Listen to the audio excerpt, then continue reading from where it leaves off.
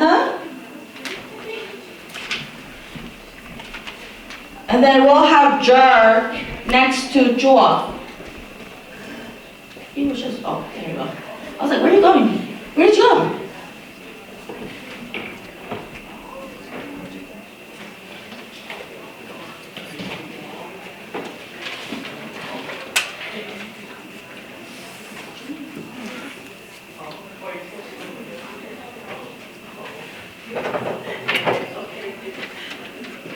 All right, guys, how you guys doing today? You guys ready for the panelists? Woo! I don't hear anything. Yay!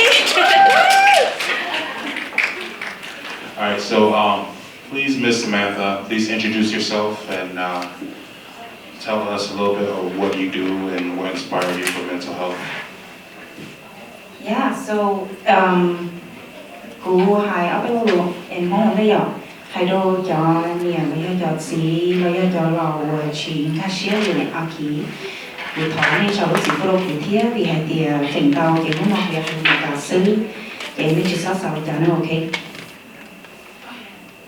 So first and foremost, my name is Samantha Cao Sư Kong, and I'm here representing as Samantha, and I'm also here representing as the Miss Home Minnesota 2024. I would like to thank Visionari Luminous for inviting me as a panelist speaker. To be very honest, when I was invited, I felt as though my credentials didn't exactly match today's event. If I can even be a little bit more transparent, I still think it's a little odd, but I decided to proceed with the invitation and in presenting to you all as both a Ms. Hong and also a doctoral candidate, because I truly believe that my two identities and experiences can add to new perspectives. And so, moderator, if you can one more time ask your question, as I was too busy introducing myself. So what inspired you in like mental health, or like, you know, the mental health behind just pursuing your pageantry and, you know, things like from your experience? Yeah, so mental health, well, first of all, I graduated with my bachelor's in psychology, and I was working for Dr. Lisa Bain for a while before I continued with through my doctoral program. And when I was working with her, I learned a lot from her. She was more of a mentor to me than she was my boss. And she was really the main reason why I went back to get my doctoral degree. I always knew that I wanted to continue higher education in my field, but I never really knew which degree to go into or which field. And so she was a big push into me going back to school. Now, when I first started my first year or my first semester in my doctoral program, I felt like I wanted to try a little bit of something different. I've always dedicated my life into either going to school or either working, and specifically mental health or psychology in general was my whole life. And so I thought I would try pageantry. It became more of a bucket list for me. And so back in 2021, fall of 2021, I decided to try out for the Fresno Home Year. That title back then was Miss Home USA 2022. And that was really the main push for me to do it in the first place, was really to just try something new. But it wasn't until recently that my purpose to recompete was a little bit different. And that was kind of my experiences, and also the people who I spoke with after Fresno, my experience in Fresno, that really pushed me to recompete again and obtain this title that I currently have. Awesome, awesome. So like with the, from your experience, right, do you like have any like self-image concerns or pressure to look a certain way? I think in the world of pageantry, self-comparison and body image issues are very common. And I think they're very common in general in this society, but if we're speaking specifically for pageantry, it's very common. And I know for myself, I've definitely dealt with it. I remember when I was competing, there was a lot of like well, first of all, my family was actually really against it because they really didn't want me to embarrass myself should the community say otherwise. However, gumawa siya na, and I tend to want to do what, like, the opposite if I truly feel like I was doing it for a good cause. And at that time, it really was for a good cause. It was this idea of representation of diversity and body diversity specifically. And so that was really my main push in going against what they had wanted for me. And it's really funny too, thinking back, it's like, wow, imagine if I I wouldn't be where I am today. I definitely learned a lot through my journey and even as a title holder of Miss Home as well. And so as a Miss Home, as we train our next 2025 contestants, we constantly talk about mental health, eating, body image, and social comparison or self-comparison, because it is so common for us to go through it alone, and we just don't often talk about it together as a group. And I think it can be very empowering when we just talk about it as a group, because more than likely, we are all experiencing very similar things. This idea of, I don't feel like I look like how I'm supposed to look, this pageant contestant look, or I'm not talking like how I'm supposed to talk like, whatever this pageant voice is. And so that's really, so we try to, at least this year, we really try to integrate mental health topics into our trainees. So, from like experience, do you ever seek like other than just like the American way of like dealing with mental health? Have you ever seek like holistic wellness, like such as yoga, as like any of those to help you with your putting yourself into the right mindset? Oh yeah, for sure. We speak a lot about mindfulness in training. It's something that we really advise our girls to do because there's a lot of anxiety and nervousness before we get onto that huge stage where thousands of people are watching us, whether they're at home or at the new year. And I know for myself personally, there was a moment where I was really going through a really tough time and just talking about it wasn't enough. And so I tried what I don't know if you guys are aware of it, but it's called Reiki. And so I did Reiki, and I really did. I don't know too much about Reiki and the science behind it, but I really honestly felt so much better. And I remember when I was sitting on that, or laying down on that bed, and getting massage and also doing the whole Reiki sage burning, I fell asleep. And it was really funny because I never fall asleep when I'm like just doing leisure stuff like that. But I think my body really needed that rest. And so I truly do think holistic healing is very helpful, and as long as, it's not, because I do truly believe that any treatment you receive, whether it's vaccines, pills, or just therapy, or more like shamanism, it's like and for me, I'm a very open person towards really seeking out whatever that can really boost my health. How do you feel about like the concept of like mind, body, and spirit? And how do you feel that this approach is effective towards you? I think I answered a little bit of that in my beginning answer of that I really truly think that mind, body, and spirit, for me, when I think about that, I think about this idea of holistic healing. And so I truly do believe that it is something that if we feel that our body is not getting the health it needs or the nutrition or what it needs, the energy, then we have to really just target that point. Or if our mind is not at peace and where it's supposed to be, then we really have to target that piece because all of that is connected. Do you see any like key barriers that are like pretty much barriering people away from like the holistic mental health issues? Yeah, so I'll talk a little bit about that more so in pageant. And a lot of what I'm saying is very subjective. We can all have our own opinions on it. I really want to acknowledge that. But I want to answer that question in more of a pageant context. And so when we talk about mental health barriers in pageantry, from what I've heard and from what I know, the barriers is that the stakes are high. And what I mean by that is that you're the contestant, you're saying and you thought so you share, you share your mental health. Then there's this assumption that what if my judges are now ranking me that I'm incapable of holding this title? And again, that's just an example that a contestant can think of, but that's what I mean by the stakes are high.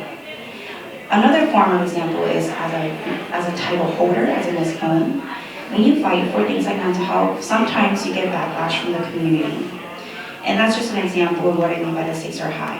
Whatever we do as a title holder, a lot of times there's a domino effect because now we're in a leadership role. And especially a lot of times we have an organization backing us up. And so a lot of eyes and ears are on us. And so there's a lot of caution in how we speak about things. However, I truly believe though that if you truly stand for what you think is important and it's for the better good, then for sure, let's talk about it, because we talk a lot about breaking mental health stigmas, and if we just keep staying quiet about it, then we're most likely not going to move very far. Awesome. Please give a warm applause for Miss Samantha.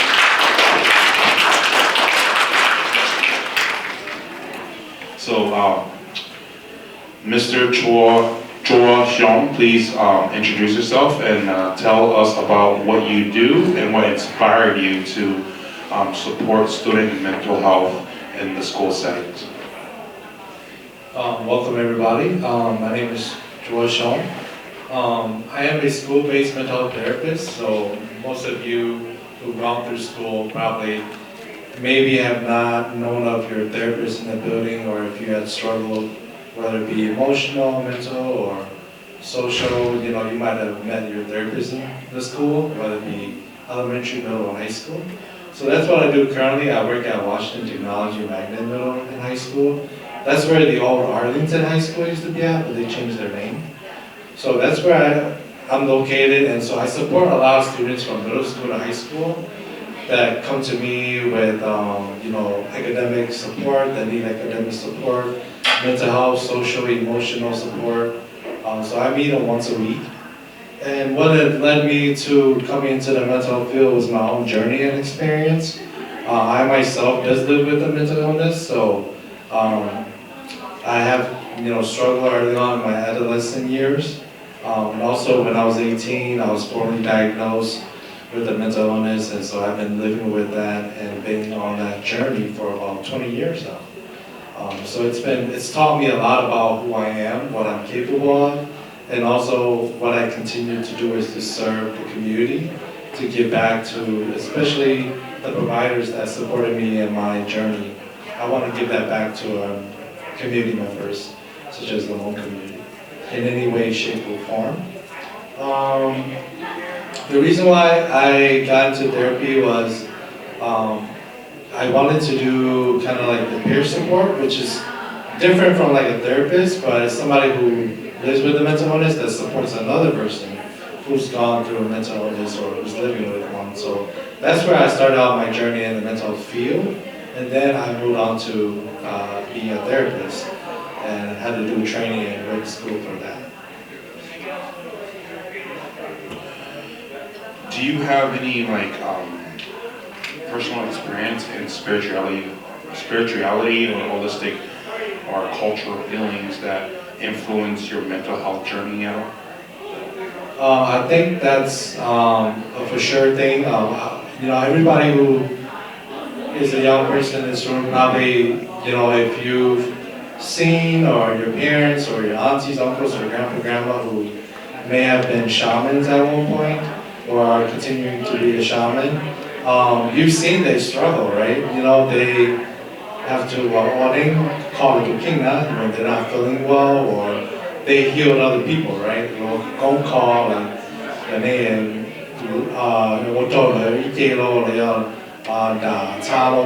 stuff like that. So I've seen that with my grandparent, especially my grandfather doing that. And so I feel like I come from a line of shamans, but then I do not myself am a shaman. But as far as my mental illness wise, it does kind of mirror a little bit of shaman abilities. So in the past where when I had my highs and lows, because I am diagnosed with bipolar disorder, not the bipolar that people throw around like you're so bipolar, but actually a person that has very highs and very lows, so depression and mania. So sometimes like when individuals who have mental illness go through mania, it's to the point where like they're like salmon and then all of a sudden their energy is so high and then they can foresee the future, or they think they're like a living creator or something along those lines, right? So it's not like really like Boneng or Yai, but it's like similar in that way, but it's more clinical, like it's more like mental illness.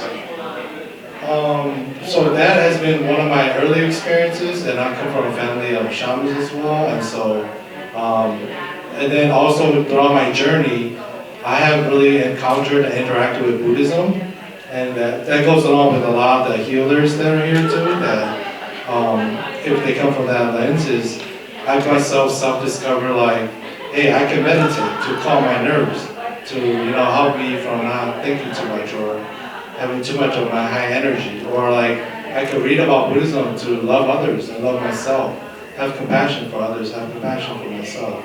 So that has taught me a lot about my inward journey of like who I am, and how I continue to love myself every day. And then I have also had exposure with Christianity, with Korean Buddha, Hmong Buddha, Chön Moneo. And that was just out of my own exploration of like, how do I build community with my community members? Because Buddhism can often feel like an individual thing, right? You're just working on yourself, or shamanism could be more like a collective thing, but then it's more like between you and your spirit or with the shaman. But then at church, you have a community that as a whole, you guys pray for each other, you guys take in one another, and you guys care for each other. So that has been a little bit part of my journey at the tail end, but I found different ways of healing through that experience too. So do you yourself believe that holistic healing can really like help influence and help with mental health? Yeah, I very much think so, because I think I wouldn't be here if not for a lot of the providers and also my own kind of journey. I myself, like in many of the presenters that spoke out today, I myself have attempted to take my life in the past when I was 18. So that was my early on experience with thinking about suicide, or taking an attempt at suicide. Very fortunate to be alive today. I think it's my parents that are my support system, first and foremost. Like I know all Hmong parents specifically don't have that awareness or that education about what mental health is. But I feel like for my parents, they were already accepting of it, and we went the shaman route where like they went in couple like 5-10 times just to figure out like what's wrong with me, like what's going on with him. And that didn't work, so they had to go the mental health system route, right? Get a provider, get a psychiatrist, taking medications, and then, with that, it kind of led me to understanding like kind of what is my existence in this world? Like, how do I feel like I am part of the world? So that's what led me to following shamanism, Buddhism, and Christianity all together. And I feel like those experiences have really inspired me to go into mental health as far as being a therapist, because I don't want any of your children or you yourself or any of your nieces or nephews to go through what I have gone through, because it's a very painful experience, and I don't want that on anybody. Do you see any barriers in like the youth that the youth face in addressing mental health, and culturally, and like that you see today from your experience? Do you see that our youth has a barrier in, getting connected with like mental health and, culturally? Yeah, I think just reflecting on how youth in the 80s and the 90s were our older brothers, sisters, or our uncles and aunts and our parents, maybe at their younger age, adulthood. Now, like, especially with like the youth in the 90s and the 2000s, I feel like we didn't have a lot of providers, like therapists out there to kind of guide us or to have us at least talk to somebody professionally. But there was this one big incident in Fresno, California. I don't know if anybody remembers this. But back in the early 2000s, there was, I believe, 4 to 6 Hmong students from the same school in Fresno that took their life, died by suicide. And at that time, I was already in high school. I kind of heard about it, but I didn't know too much about it. And it made me realize that, oh, this is a real problem. This is not just isolated incident where it's just like, here and there, like throughout the country. This is like right at home, right, Fresno. And then even in St. Paul a couple of years ago during the pandemic, we had 2 or 3 youth that passed away and died by suicide within a year of each other. And so this is not like something that we should be afraid of. It's something that we should embrace, because this is the challenge we have to take on every day, is that a lot of youth are really struggling right now. And my perspective with the youth that I work with in the high school, they deal with a lot of depression, anxiety, family home struggles. Their academic performance is, harder for them because of those things. And so I really want to push everybody forward, with the question, persuade, refer training, and Dr. Tully, and then Dr. Yi, and also Dr. B's presentation, that we continue to challenge each other to be there for one another and to speak for one another if we feel our voices are weak, and to support our youth, because they are our future. And our population is only getting younger as Hmong Americans, so we want to have a long life to live, and life's short, so we want to make sure we make the best of it. All right, let's give a round of applause for Mr. George.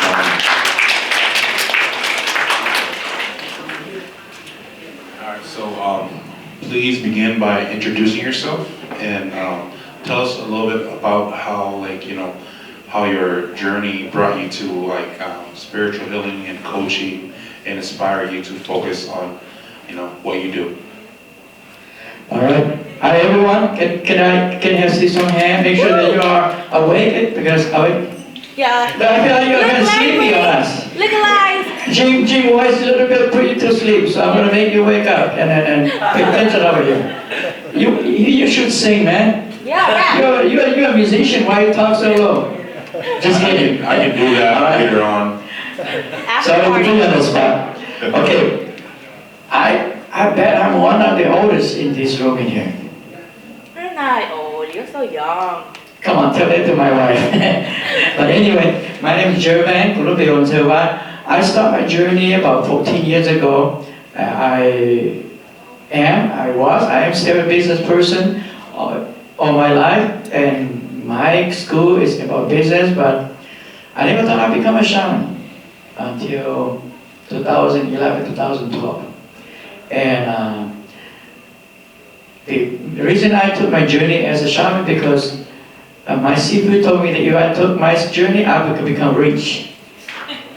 I'm still waiting for my paycheck in the bank, but that's not the story. Yeah, of course, that's one of the reasons I took my journey. But then later on, recently I stopped my practice in the past 13, 14 years. What I did mostly healing when people come to my house when they have problems. But just this year, I just launched my reading and coaching, because a lot of young generation right now are going through a lot of spiritual challenges and a lot of questions. So I decided to become somebody who can give them the direction, a guidance where they go next to searching for the spiritual, or guide them to the right proper spiritual path. Okay, and that's what inspired me to start my coaching practice. Sounds good. do you have any experience in like, people who come to you for help because they have any like mental health issues or like spirituality or like, how did like this impact their well-being and how did you help them? I think just like any, like I use it myself like a doctor or a medical doctor. Each doctor has their own specialty. Okay? Like you go to ER and you get an ER doctor. I'm not an ER doctor. People don't come to me that I go every weekend to call her Jingle. Jingle bell every morning. So most people that come to me usually they have caution about spiritual. They're not sure they are gifted. Sometimes their spouse or family members say they're crazy, so they call me and say, "Can you confirm? Can you check whether I'm a gifted person or not? Can you give me direction what to go next?" So most of the people that talk to me are usually the ones who are curious or want to really discover what their spiritual path is going to be. Well, you yourself, do you have any like coping strategies for people at home?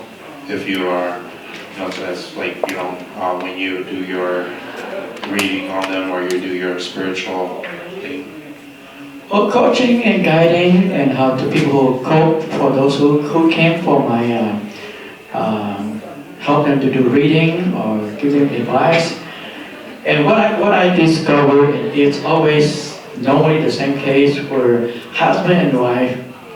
And when the wife being told that she's going to become a shaman, you know what the guy usually say? "You are crazy.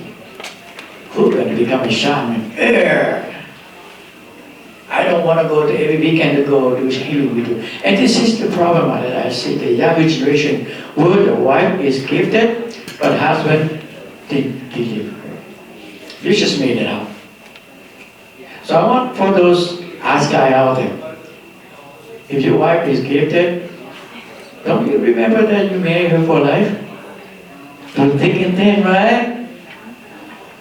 So this is the problem I face. They say, how do I tell my husband? I say, well, you're gonna have to live with it. So coping with those, I tell my client or customer, say, you need to give him or her time to understand the situation. Don't put too much on if he doesn't understand you, because most of the time it's your journey, not his journey. Okay? And I ask if they say, well, because for those who will become a healer or shaman, they're all going to different phases, challenges, but most of all, the most important for anyone to become a fully awake shaman is that need the spouse totally support the family member. And many times the parents or the in-laws say, "You're not one of our traditional shaman, you are a fake shaman." This is really good for the younger generation. Who is a fake shaman? That's not a fake shaman. And I want the elder, your parents, your elder, if you can pass this message to those who do not believe you, tell them that say, every one of us have our own journey. You cannot be a healer just like 50 years ago. 50 years ago, there's no social media, no television, there's no Google. So when they say you're not like the traditional monk shaman, tell them, say, hey, dad and mom, this is a digital era. Everybody use ChatGPT, right? Who use ChatGPT in here? We have shaman, we practice just like ChatGPT. Hey, give me the damn answer when this person is sick. We're not going to go to a different phase, find out. So we are modernized shaman. So tell your parents that we are very modernized shaman now, healer now, okay? So that's usually I want to give advice to those. Go ahead, Jim. How do you feel, what are your thoughts about the concept of like mind, like healing mind, body, and spirit? Okay, with the question healing the mind, the body, and the soul, I'm gonna put that in sequence. Okay, You gotta heal the body first. Then you heal your mind. Then you will heal your spirit. Most of the time when people come to a shaman or come to me, they want to heal the spirit, but when they cannot even heal their own physical form. They cannot even feel their own emotional sickness. They can't control their feelings. Okay? So they can control their mind. See, I usually think, I'm not going to pick on those of you who are in this situation, I'm not specifically. We're supposed to take care of our physical health here. If you're overweight, you know that you're overweight. You're not overweight, you know you're not overweight. If you take care of your spirit, your physical form here, you eat what you're supposed to eat, drink what you're supposed to drink, okay, properly, then physically you're fine until something that you need to go see the doctor. That's the doctor's job. Okay? So the mind is like a monkey. He talk about Buddhism. I studied Buddhism over 14 years already. The mind is the one that creates everything in your illusion. If you can control your mind, watching your mind, you can control your mind, okay? You can follow your thought, your mind every day. You know what that damn monkey went every day. Just put that monkey together. So that's healing with the mind. If you heal process number 1, number 2, the soul, everything taken care of. There's nothing you can do with the soul. The soul is your spirit, the other side. The spirit knows that you eat food, good food, you take care of yourself. The soul is in perfect alignment. That's the way I look at how a human being should be. Okay? Remember, start with your physical. Take care of yourself. Love yourself. And then pay attention to your mind every day. Watch what's going on to your mind. Because people usually take those that does not belong to them. I mean, negative thought come to your mind. People say something hurt your feeling, you can't control your mind. You go, you look at nó bé mò là lên tới bỏ cái chỉ xe à. Ví dụ, tôi có tôi chỉ hay rồi có cái chỉ xe, cái tôi chỉ bỏ cái chỉ xe mà. No, he thought that you're okay already. So your mind is a tricky mind. So if you can hear your mind or watch your mind, you're fine. Okay, that's my answer to you. Do you have any? Do you think that there is any barrier that will, like, you know, or how do you, like, do you think there's any barriers, and how would you overcome this, like, these barriers for, like, spirituality and, you know, mental health? Okay, because today we talk about mental and suicide, right? You know what is the best medication for stop suicide? Who know the answer? Love. It's all love. If you give enough love to others, he talked about compassion. Do you see the family that the children commit suicide? Would you look in there? You go into their house. Is there any love in that house? I have somebody who come here, their daughter just committed suicide a month ago. I don't want to say the name. Those who commit suicide, they need love, they need attention. There are some people who are good thinkers, there are some people who feel, people who need love. So if you can give love to your immediate family, your parents, your grandparents, suicide will be minimum. Okay? All I'm asking is this formula for slowing down, reduce, commit suicide is love, caring to your own family. Yes, we care about others in the community, but if you don't love yourself, the mind, the body, the mind, the soul, and if you don't love your sibling, you don't love your parents, that is a major problem. If when they get to the point when they do not, when they ask for and they don't get it, they say, well, I have no reason for living anymore. We have 10 people in my house here, but nobody understands me. I'd rather die. That's usually how society is. So if you can give enough love in your family, you can look straight in the eyes of your children or your sibling, they're happy. And I want to give you that the cultural barrier, yes, there always will be a cultural barrier, but there's no barrier for giving love, caring, and sharing to your family. So let's stop. In the future, it's no more suicide in the Hmong community.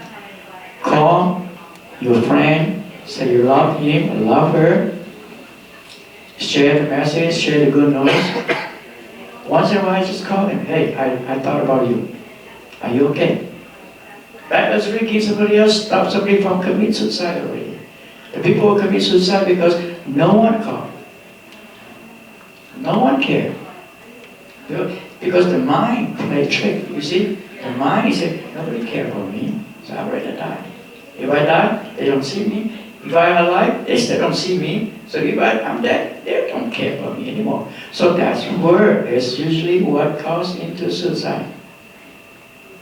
I think I'm speaking more than enough, really. Thank you. So let's give him a round of applause, Mr. Visionari. Let's love today and love more tomorrow. Okay, so now let's introduce our next panelist. Please introduce yourself, share your journey, and what has inspired you in the mental health field. Hi everyone, so my name is New Lee. Some folks in the community know me by Sun Moon. I am a mental health practitioner. I work for Wilder Foundation. I've had experience as case manager with working with severe and persistent mental illness populations. I am currently pursuing my clinical psychology doctorate over at Augsburg. That's actually a whole lot of fun. But a lot of work, but very rewarding. And I am also a shaman, an energy healer. I would say that, ever since I was young, I've always known deep in my heart that, I wanted to do something great for my Hmong community. And something great, I always, for some reason, felt inside me that I would become a shaman. I don't know why, I don't know how, but that thought always resonated to me, it was always popping in my head, someday I'm going to be a shaman. But, my dad, he's a shaman, and I grew up in a very strict, shaman family, household. But, when I looked at my stepmom and my dad, they're shamans. So when I looked at their journey of, experiencing different somatic symptoms, but they never really talked a lot about mental health, And I never thought that, okay, to be a shaman, you would be going through a lot of mental health, symptoms. And my journey, your journey as a shaman, especially a new age shaman, it would look different, right, compared to your parents. I always thought okay, I would have to be sick, right? Sick to the point where I would be dying and I would have to go to the hospital. Like my dad, he used to go to the hospital so much. And you would just think okay, you get to the clinic, and the doctor they would not be able to diagnose you with anything. And I thought my journey should be like that. And so I was kind of thinking oh, I don't think I'm going to be a shaman because I never get sick. I'm super healthy. And I don't have any chronic pain or things like that, somatic symptoms. So, I think what inspired me to actually pursue mental health was because when I had my awakening, mental health, mental illness was a major concern for me. I think, roughly kind of started around teenage years. You started getting very suicidal and you start feeling nobody cares. And, like Jer was mentioning, you didn't have a lot of love, especially growing up in a Hmong traditional family where you have other siblings. We had a total of 15 kids, and I never felt that love from my parents, just because there's just so many of us, right? And so, it's kind of you grow up and you just kind of okay, you go through all these mental health problems and, I sought help from mental health professional, but I felt like that wasn't doing it. Like it wasn't helping me. But as I started after, years later when I started my journey, I realized, New Age shamanism. That's me. I'm a New Age shaman, and like the Ningxia. And I'm different from my parents. Like George said, modernized, right? We're a modernized shaman. And, and I felt like there was just this gap, right? And I feel like we're so disconnected from the older generation. And so I made it my mission to reconnect, like the younger generation with the older generation. There's some intersectionality, but like how do we find the middle ground? Because, the Name traditional, ancestral shaman, they look down on us as New Age shamans because they're like, oh, name gay, no name shy, no name name, right? Sometimes like is that real, right? But then like the younger generation, they also like look at the older generation and say, oh, you guys have a very, old-fashioned way of doing things. Or we don't understand your loop because you guys don't teach us. We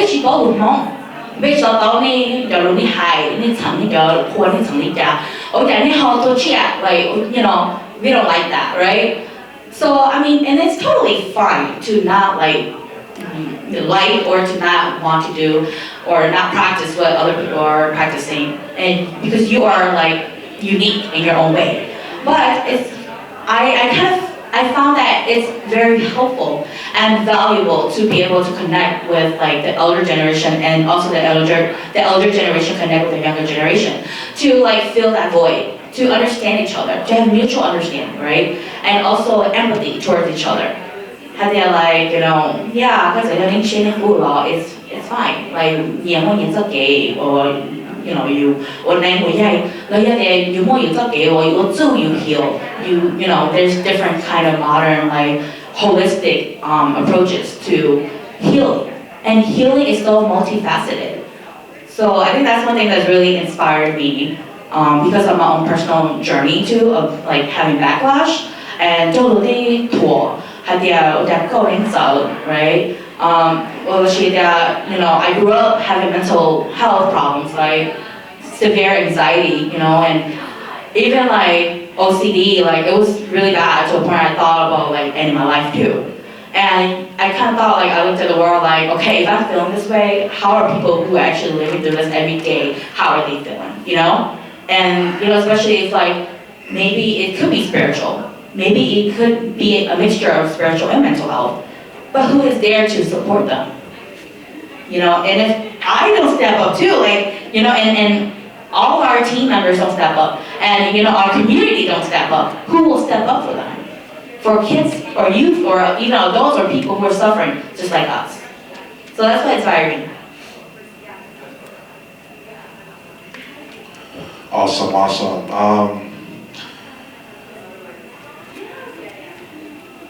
Tell us a little bit more about the barriers that are there to like push us back from, helping people with their physical health or with culture healing.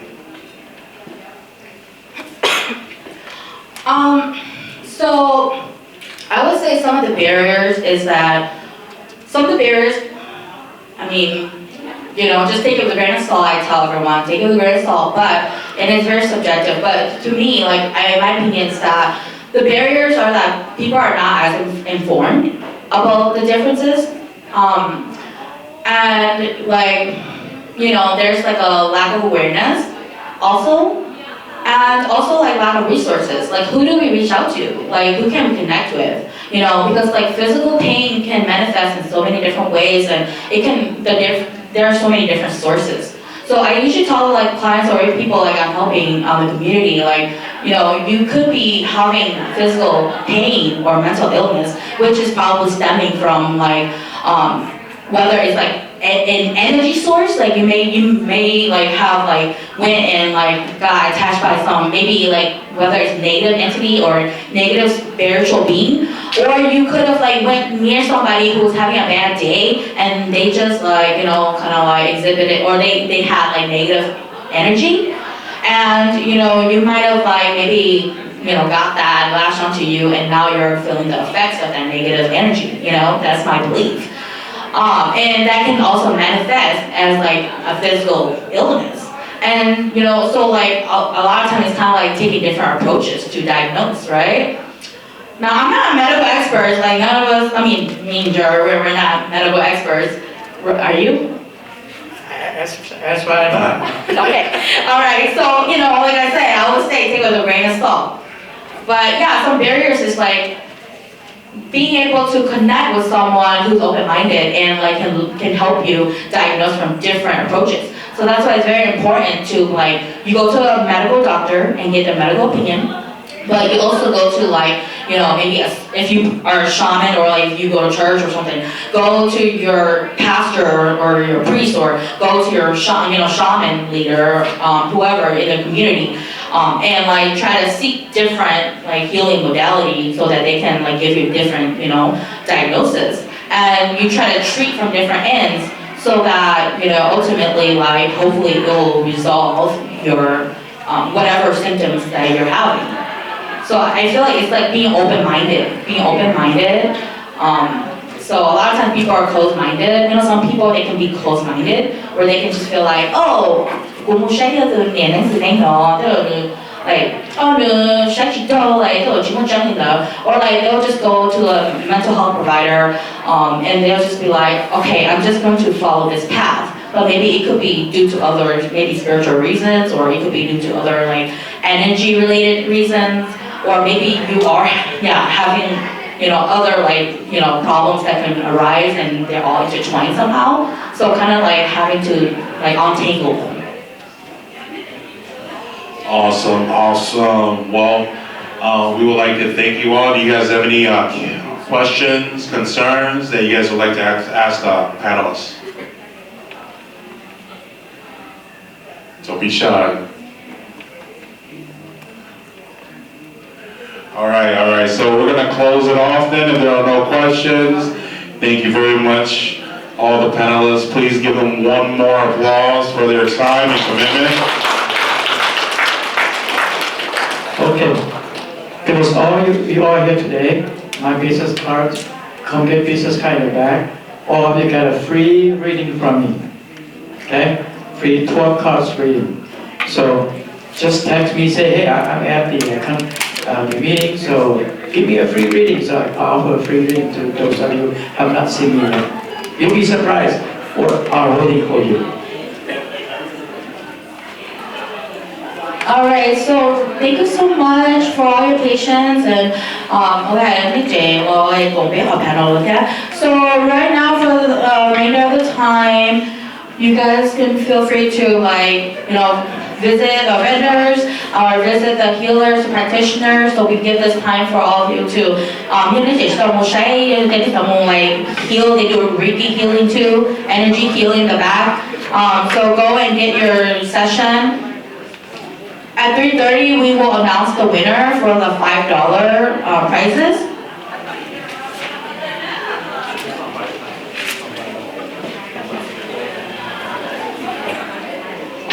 Also, in a bit here, we'll have Honobono Healing. She'll be doing, Nancy, she will be doing a group session for crystal sound healing. So it will be in this main room. So we're gonna kind of just clear things up a little bit to give her a little bit of space. So if you guys want to come and join her too, that'll be great, okay?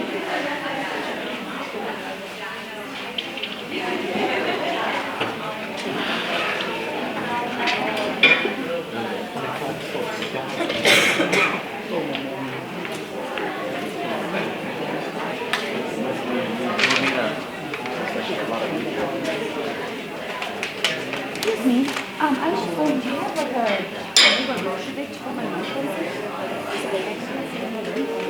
I didn't find one.